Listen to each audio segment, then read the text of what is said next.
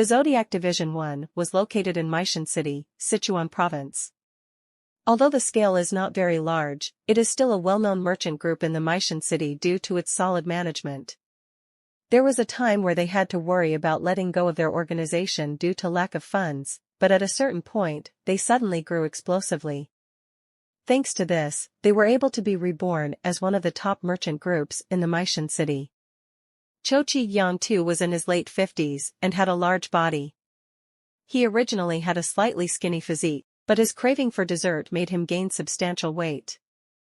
But no one dared to criticize him for becoming fat because he was the captain of the Zodiac Division. Since Cho Chi-young is the captain of the Zodiac Division, he is considered as one of the most influential people in Maishan. Everyone would look at him whenever they saw him, but he didn't pay them any attention. At least in Maishan, he is being treated like a king. Heh heh. That felt good. With a satisfied smile, Cho Chi-young left the Bright Sun Pavilion. 3. The Bright Sun Pavilion was the largest brothel in Maishan. There were reviews that the courtesans in Maishan are slightly inferior compared to the prostitutes of Chengdu, but there are still quite a number of beautiful girls. Cho Chi-young was on his way out to Bright Sun Pavilion after being treated with the utmost hospitality. Since he played around with 3 of the most beautiful prostitutes in Bright Sun Pavilion, there was no area where his whole body didn't ache. But even if his body was tired, he felt good. To be a man who gets to enjoy the presence of beautiful courtesans without caring about the passage of time, he could be said to live a fairly successful life. Living with no restraint without caring about anything else made it all the more better. Cho Chi-young entered his residence with a satisfied expression. His residence was the largest pavilion. Given that it was always guarded by about a dozen or so warriors, it was the safest place. Cho Chi-young, who initially entered his room with a smile, suddenly frowned. Because someone else was sitting in his chair. "Who are you?" Cho Chi-young raised his voice. His voice was full of anger. He felt like his authority had been trampled upon. "Cho Chi-young. You already know my name and yet you dare come into my residence without my permission? You even have the audacity to sit on my chair." Cho Chi-young terribly hated having his authority violated. Without a second thought, he summoned the men who stood guard outside. "Is there no one out there?" At once, about a dozen soldiers rushed inside. "Yes, Captain." "What's going on?" Cho Chi-young pointed his finger at the person sitting in his chair and shouted. "Can't you see that guy sitting in my seat right now? How did you even stand guard that an outsider came into my residence?" "Oh. How did that guy?" The warriors looked at the man sitting on the chair in surprise. However, where the man was sitting, a shadow was cast so deep that his face was not visible. "Who are you? How dare you sit in our captain's seat? Get out right now." The warriors rushed at the man sitting on the chair in great anger. "Sit. Siet." At that moment, a sharp cracking sound echoed throughout the room. The warriors, who were rushing at the man sitting on the chair, suddenly became motionless as if they were stone statues. Cho Chi-young shouted at them. "What are you doing? Move. Kukukung." At that moment, the warriors collapsed one by one. "Huh?" Cho Chi-young fell on the floor, startled. Thick blood was flowing from the bodies of the fallen warriors. It was clear that everyone who had fallen had already lost their lives. How? All of his subordinates guarding his residence are warriors who are quite well known in the area. Cho Chi-young specially hired them for a large sum of money. But to think such warriors lost their lives in vain without even having the chance to use their hands. Only then did he realize that the person sitting in his chair was a great expert. "Who are you?" "Cho Chi-young. It seems you've earned a lot of money." "Hyuk." "So?" Cho Chi-young became contemplative. He then remembered a name he had long forgotten. Are you by any chance, Dark Moon?"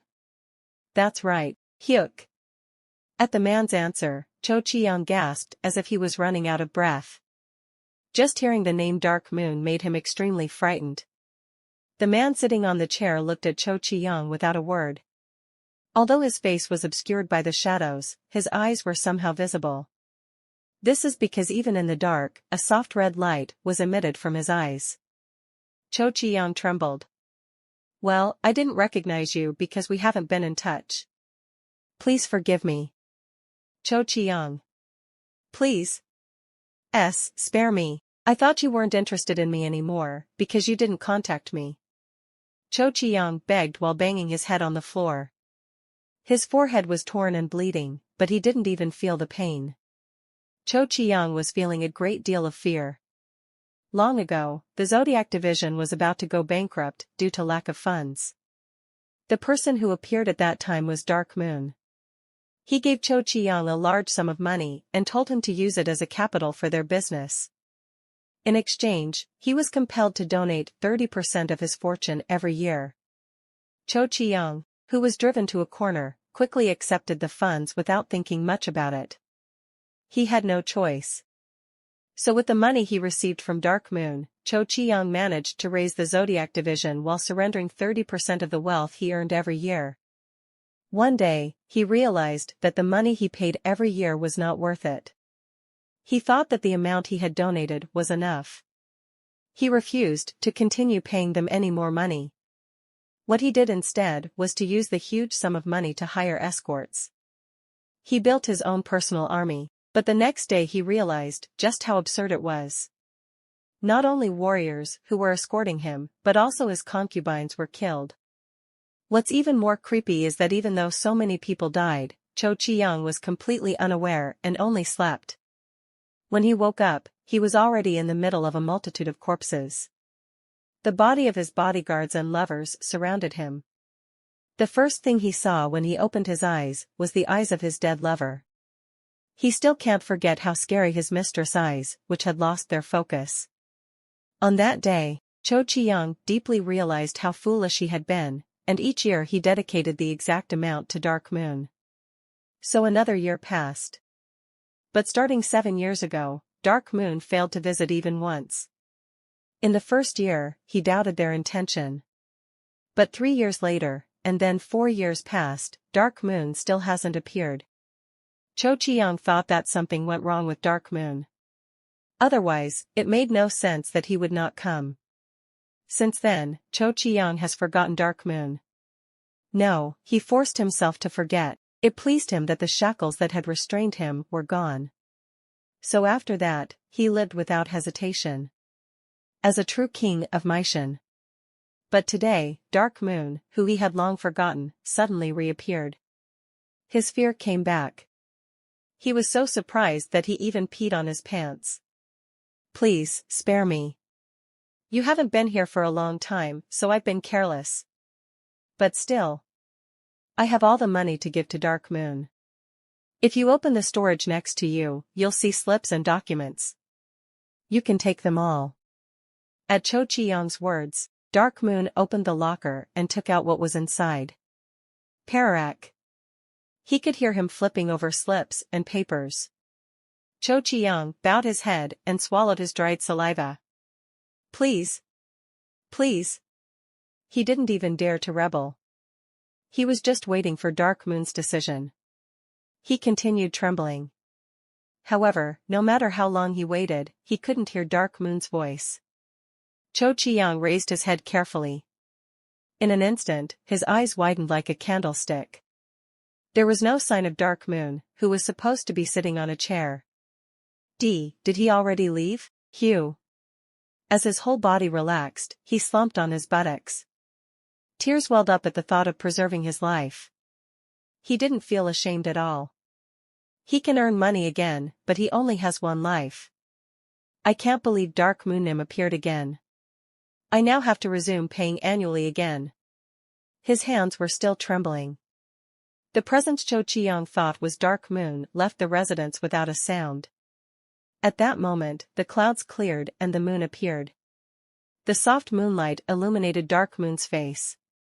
His true form was then revealed under the moonlight. The man who is more beautiful than any woman and his skin as white as snow was Pyowool. A crafty rabbit has 3 burrows. 5. Gu Juyang, who was the head of the Blood Shadow Group, spread their funds to various places in case of an emergency. One of them would be towards people who had excellent business talent like Cho Chi-young but had no wealth. They would invest in them to raise funds on their own. Because the funds were rolled under the pseudonym of Dark Moon, the people who they invested in would never have dreamed that the Blood Shadow Group would be involved. The names of those who Gu Juyang invested in were written in the booklet that Pyo-woo found at Clear Wind Manor. Now it was time for him to visit the next person. Like Gu Juyang, Pyo-woo is intending to make several dens in Chengdu. ******. Yu Shinfeng looked at the slum with a serious expression on his face. In the ashes of the slum, people sat, soulless. They have no idea on where and how to begin with the repairs. Who? Yu Shinfeng let out a sigh. All of this happened because of Yo Suliang of the Seven Stars. Although he had no affiliation with Seven Stars, he felt guilty just because they were fellow warriors. Lee Soha came to his side. 6. It's not your fault, is it? So you shouldn't feel so guilty. How nice would it be if it was as easy as that? I did not take any action after witnessing their evil deeds. So I cannot forgive myself for such a thing. But it was inevitable at that time, right? We can't stand up to the Seven Stars without knowing the entire situation. So no one would say anything bad to Uncle once they know that fact. Who? No matter what anyone says, I believe in my uncle. I know how great Uncle's sympathy is, and how bright and righteous he is. Thank you. Yu Shinfeng tried to smile. Still, thanks to his niece's comfort, his heavy heart was relieved even by a little. What are you going to do now? I'll have to stay in Chengdu and find out more about him. Yu Shinfeng's eyes sharpened. The catastrophe of Chengdu a few days ago shocked him greatly. On the day of the disaster, Yu Shinfeng was keeping a close eye on the Seven Stars. Still, he couldn't see how any of the warriors of the Seven Stars died. That fact gave Yu Shinfeng a big shock. He himself was a well-known expert in Jianghu, but even as he kept a close eye on the Seven-Star warriors, he still failed to notice the method and timing of assassination. It was not difficult to guess the identity of the perpetrator. He must be an assassin who has recently appeared in Chengdu. He couldn't think of anyone else doing it. I have to make sure of his capability. If he's really great enough to make a mess of Jianghu, he must be eliminated by all means. Yu Shinfeng was proud of himself to be a righteous man of Jianghu. So it is impossible for him to just pass by watching an evil bud sprout. You go back home. I can't do that. Just follow what I say, Soha. Uncle. I'm saying this because of you. He's dangerous. Then I should stay with my uncle even more. Don't be stubborn. If I put you in danger, I won't have the face to see you. It was Yu Shinfeng who usually agreed to what Soha Li wanted. But not this time. There was no room for compromise in his resolute expression. You, Nkli. Tears welled up in Soha's eyes. Although his heart was weakened for a moment by her appearance, Yu Shinfeng firmly resolved his mind. I found out that there is an escort company that is going to your hometown. You should go back to your home with them. All right. Thank you. And I'm sorry. I couldn't keep my promise to show around Jianghu. No, it's okay. Li Soha shook her head. The appearance and attitude of his uncle was not something that anyone could have. So she respected Yu Shinfeng more than anyone else. I'll go home, but I'll definitely come back. Soha. Don't stop me from coming back, or else I won't go home at all. Okay, fine. Please be careful. Li Soha eventually left and joined the escort company. Yu Shinfeng, who was left alone, burned with great fighting spirit. I'll dig deep into the kind of person you are.